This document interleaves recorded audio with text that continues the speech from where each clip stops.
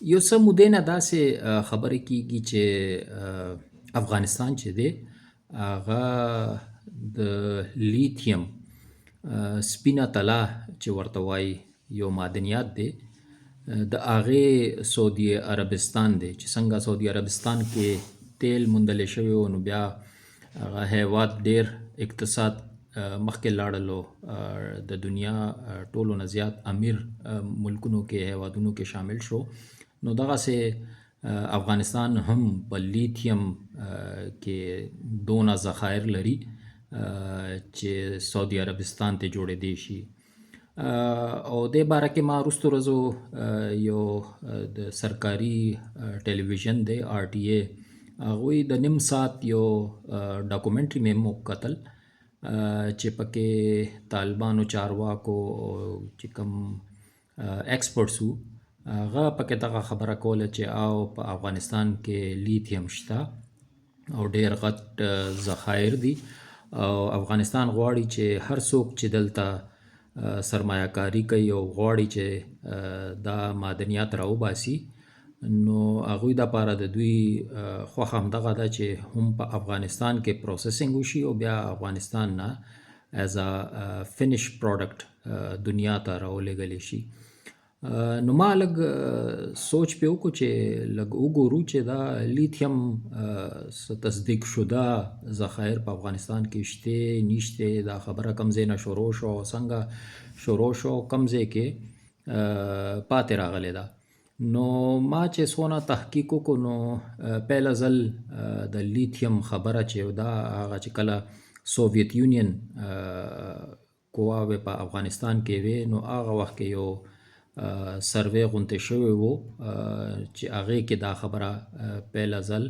کال 1980 کې دا خبره مخکې راله بیا هغه نه پس چې امریکایان رالل افغانستان کال 2000 نه پس بیا په دې باندې هغوی یو کمپنی اداره ده USGC یونایټډ نیشنز جیولوجیکل سروې والا هغوی هم څه داسې خبرې کړې وې کال 2002 کې او لسم کې چې او داسې اندازې لګولې وې چې په افغانستان کې $1 ټریلیون لیتیم ذخایر چې دي هغه موجود دي او بعض ځایونو کې د دې مقدار چې دی هغه $3 ټریلیون پورې هم خولی شوی دی چې ډیر زیات ویلیو لري خو بیا یو نیویارک ټایم هم یو خبر کړی و په کال 2010 کې چې هغې کې هغه وی چې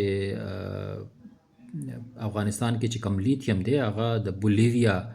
هیواد کې چې څونه ذخایر دي هغسې پکې شته خو دا ټولې خبرې هوایي خبرې دي ما ته چېرته هم داسې کنفرم د دوی هغه تصدیق شده هغه میلاو نشو چې څونه ذخایر دي کوم ځای کې دي اگر چې افغانان وایي چې د افغانستان بیلو بیلو سیمو کې دا موجود دی هرات دی داسې نور ولایت دي چې هلته دا موجود دی او هغې ضرورت دی چې پې کار وشي خو دنیا کې دې وخت کې 15 هیوادونه دي چې هغه د دې پروسسینګ هم کوي او راوباسي او بیا استعمالوي هم دا 15 هیوادونه چې دي هغه چین دی بولیویا ده چیلی دی ارجنټاین دی او آسټرالیا ده او د دې یو مهم هغه د سپینه طلا چې ورته وایي د دې پروسسینګ ډیر یو مشکل ګران کار دی خو دوی دا هیوادونه کوي او دا معدنیات چې دی نن سبا تاسو ګورئ الکتریک ویکلز د برق باندې چې کم ګاډی چلی هغوی زمانه ده نو دا هغوی کې ډیر زیات استعمالیږي بیا د بیټریانو کې ډیر زیات استعمالیږي چې ګاډی کې په کار راځي نو د دې وایي چې دا راتلونکې موده چې دا د الکتریک ګاډو د الکتریک ویکلز هغه ده نو دې کې به د دې اهمیت نور زیات بشي خو ما چې څونه تحقیق وکړو نو ما ته د